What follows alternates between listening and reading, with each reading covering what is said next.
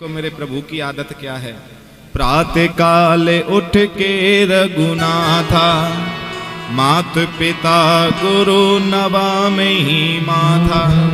कि प्रातः काल मेरे प्रभु उठते हैं और सबसे पहले माता पिता के चरण छूते हैं, गुरु के चरण छूते हैं, उनका आशीर्वाद लेते हैं। ये है संस्कार रामायण में। मैंने कहा ना, राम जो है, राम कथा आपको क्या सिखाएगी? जीना सिखाएगी। तुम्हारे बच्चे तुम्हारे चरण छूते हैं सुबह सुबह, हैं जी? स्पर्श करते हैं आपके बच्चे सुबह सुबह आपके चरणों को? नहीं करते हैं। क्यों? क्योंकि वो करेंगे तो जब तुमने ही कभी रामायण को पढ़ा हो या सुना हो, जब तुमने ही अपने माँ बाप के नहीं करे तो वो तुम्हारे कहां से करोगे? मेरे राम जी ये सिखा रहे हैं कि भगवान होने के बाद भी वो अपने माता पिता के चरणों को स्पर्श कर रहे हैं। इसलिए सुबह अगर बच्चा आपका जगे तो सबसे पहले माता पिता के चरणों को स्पर्श करें, अपने दादा दादी के चरणों को स्पर्श करें, अपने गुरु के चरणों को स्पर्श करें।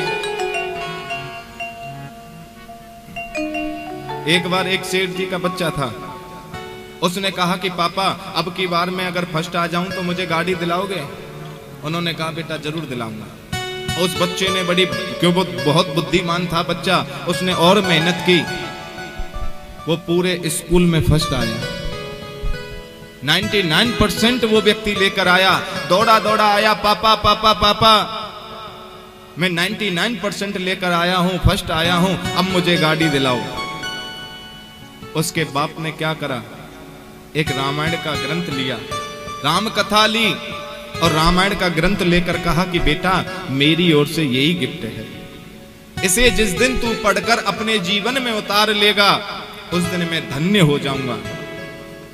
उस बच्चे को गुस्सा आया, उसने जाकर वो अलमारी में रख दी और मन बना लिया कि आज के बाद अब मैं इस घर में नहीं रहूंगा। इतना धन मेरे बाप पर है, ये गाड़ी नहीं दिला सकता मुझे। और रात को घर छोड़कर भाग गया। 20 साल निकल गए।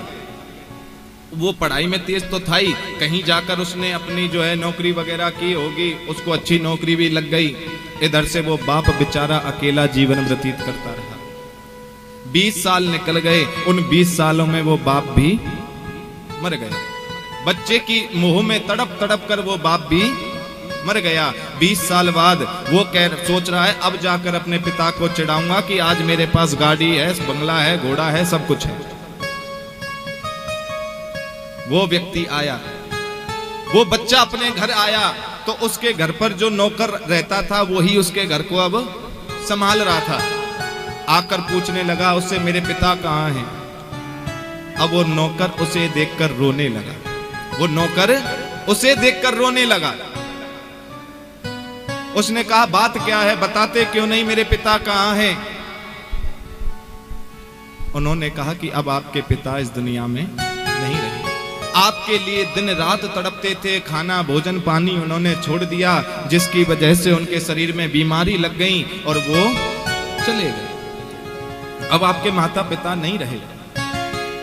अब तो वो लड़का रुदन कर रहा है, रो रहा है। उन्होंने कहा अच्छा मन। हाँ, वो लड़का वहां अंदर गया और अंदर जाकर जिस अलमारी में उसने वो रामायण के ग्रंथ को रखा ना, उसी ग्रंथ को उसने उठाया कि ये मेरे पिता की अंतिम निशानी है। और जब उस ग्रंथ को उठाया और उसका पहला पन्ना खोला, खोलते ही उसमें उसे गाड़ी की चाबी दिखाई दी। फिर उसमें से एक चिट्ठी निकली, मन बेटा तेरी इच्छा तो पूरी मैं कर दूंगा, पर मैं तुझे रामायण जो ये दे रहा हूं ना, तुझे जीने की राह सिखाने के लिए दे रहा हूं। इसलिए उस गाड़ी का तो पालन करना, पर गाड़ी के साथ साथ इस रामायण को भी जरूर स्मरण करना। वो लड़का फूट फूट कर रोने लगा कि ये गाड़ी तुझे जीना नहीं सिखाएगी, गाड़ी तो किसी दिन एक्सीडेंट से भी तुझे मार देगी, पर ये रामायण अगर तूने पढ़ ली तो ये तुझे जीना सिखा देगी। अब वो लड़का रो रहा है क्योंकि उस समय उसने क्रोध में उस ग्रंथ को खोल कर भी नहीं देखा, और आज उस ग्रंथ को खोल रहा है तो वो गाड़ी की चाबी भी उसमें रखी दिखाई देती है। और जा फलाने फलाने शोरूम पर तेरी गाड़ी खड़ी है, अपना जाकर ले आइए। आज सोच रहा है कि मैंने अपने क्रोध में अपने बाप को भी खो दिया।